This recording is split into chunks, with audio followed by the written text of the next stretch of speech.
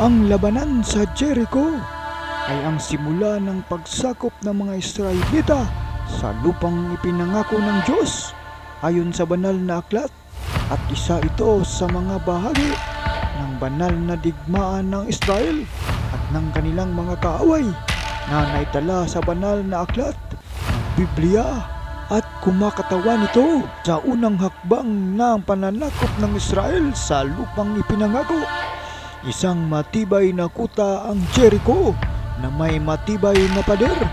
Ang labanan ay nagpakita ng isang kakaibang plano sa digmaan. Pagkatapos ng kamatayan ni Moises ay pumalit si Josue, anak ni Nun, upang maging pinuno ng mga tao ng Israel. Nagsimula silang sakupin ang lupain ng Kanaan sa ilalim ng patnubay ng Panginoon. Ayon sa Biblia, sinabi ng Diyos kay Josue na huwag siyang matakot, huwag siyang panghinaan ng loob, sapagkat ang Panginoong Diyos ay makakasama niya saan man siya magpunta. Nagpadala si Josue ng espeya sa Jericho upang pag-aralan ang syudad. Pumasok ito sa nakapalibot na pader ng lungsod ng Jericho at nanatili sa bahay ng isang babae na si Rahab, isang bayarang babae. Ngunit si Rahab ay may pananampalataya sa Diyos. Sinabi niya sa mga espeya, "Alam ko na ibinigay na sa inyo ng Panginoon ang lupang ito, at isang malaking takot sa inyo ang bumaba sa amin. Kaya't ang lahat ng naninirahan sa bansang ito ay natutunaw sa takot dahil sa inyo. Narinig namin kung paano pinatayo ng Panginoon ang tubig ng dagat na pula para sa inyong paglabas mula sa Ehipto. Nang marinig namin ito, ang aming mga puso ay natunaw sa takot, at ang lakas ng loob ng lahat ay nawala dahil sa inyo, sapagkat ang Panginoon na inyong Diyos ay Diyos sa langit sa itaas at sa lupa sa ibaba." Itinago ni Rahab ang mga espeya mula sa mga sundalo ng hari, at nang dumating ang tamang pagkakataon, tinulungan niya ang mga espeya na makatakas sa pamamagitan ng isang bintana at pababa sa isang lubid, dahil ang kanyang bahay ay nakatayo sa pader ng lungsod.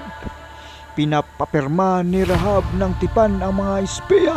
Ipinangako niyang hindi ibubulgar ang kanilang mga plano, at bilang kapalit, nangako silang ililigtas si Rahab at ang kanyang pamilya kapag nagsimula ang labanan sa Jericho.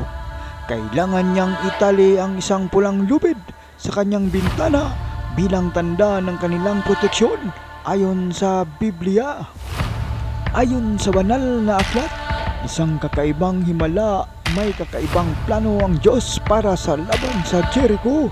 Sinabi niya kay Josue na ipalakad ang mga armadong lalaki sa paligid ng lungsod isang beses bawat araw.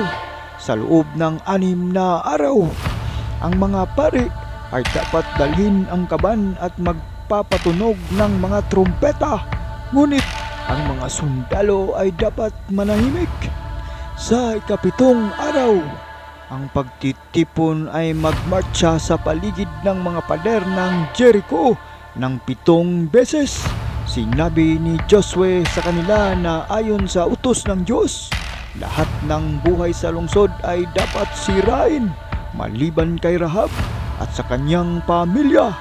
Lahat ng mga bagay na pilak, ginto, tanso at bakal ay ilalagay sa kayamanan ng Panginoon. Ayon sa banal na kasulatan, sa utos ni Josue, sumigaw ang mga lalaki ng napakalakas, at sa isang iglap ay bumagsak ang matibay na pader ng Jericho. Ang hukbo ng Israelita ay nagmadali at sinakop ang lungsod. Tanging si Rahab at ang kanyang pamilya lamang ang nakaligtas. Ayon sa banal na kasulatan, sa Hebrong Biblia, ang Jericho ay isang pangunahing lungsod na nakuha pagkatapos tumawid ng mga Israelita sa ilog Jordan. Si Josue ay nakaramdam na hindi siya karapat-dapat para sa napakalaking gawain ng pagpapalit kay Moises. Si Rahab, ang bayarang babae, ay gumawa ng tamang desisyon. Pumili siya ng Diyos sa halip na ang masasamang tao ng Jericho. Pinatawad ni Josue si Rahab at ang kanyang pamilya sa laban sa Jericho. Sa bagong tipan, nalaman natin na pinalad si Rahab ng Diyos sa pamamagitan ng paggawa sa kanya bilang isa sa mga ninuno ni Hesukristo, ang tagapagligtas ng sanlibutan. Si Rahab ay binanggit sa genealogiya ni Mateo ng Hesus bilang ina ni Boaz at lola sa tuhod ni Haring David. Bagaman siya'y nananatiling may label na Rahab na bayarang babae, ang kanyang pakikilahok sa kwentong ito ay nagpapahayag ng kakaibang biyaya ng Diyos at ng kapangyarihang magbago ng buhay. Ang mahigpit na pagsunod ni Josue sa Diyos ay isang mahalagang aral mula sa kwentong ito. Sa bawat pagkakataon, ginawa ni Josue ang eksaktong utos sa kanya at umunlad ang mga Israelita sa ilalim ng kanyang pamumuno. Isang patuloy na tema sa lumang tipan ay kapag sumunod ang mga Hudyo sa Diyos, sila'y nagtatagumpay. Kapag sila'y sumuway, masama ang mga maging resulta. Bilang alagad ni Moises, natutunan ni Josue ng personal na hindi niya palaging mauunawaan ang mga paraan ng Diyos. Ang kalikasan ng tao minsang nag-uudyok kay Josue na kwestiyonin ang mga plano ng Diyos, ngunit sa halip, pinili niyang sumunod at panuorin kung ano ang mangyayari. Si Josue ay isang mahusay na halimbawa ng pagpapakumbaba sa harap ng Diyos.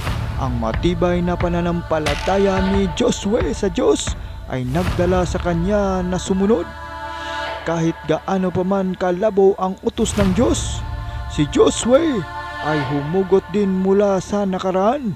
Inalala ang mga imposibleng gawa na natamo ng Diyos sa pamamagitan ni Moises. Ang Diyos ay hindi nagbago at hindi kailanman magbabago at makakasama niya ito saan man siya magpunta. Ang kwento ng labanan sa Jericho ay halaw sa aklat ng Biblia at puno ng mga milagro ng Panginoong Diyos. Subalit, may mga maraming personalidad ang hindi naniniwala sa kwento ng kasaysayan na ito.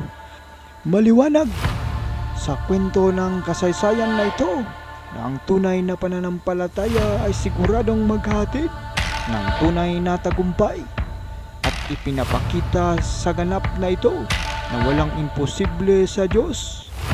Gayun pa man, kahit ano pa man ang dahilan sa banal na digmaan na ito, maliwanag na pananakop ang kinahinatnan ng kwento ng kasaysayan ng labanan na ito. Hanggang dito na lamang mga kapatid, hanggang sa susunod na kwento sa mga kasaysayan ng mga digmaan sa ating daigdig.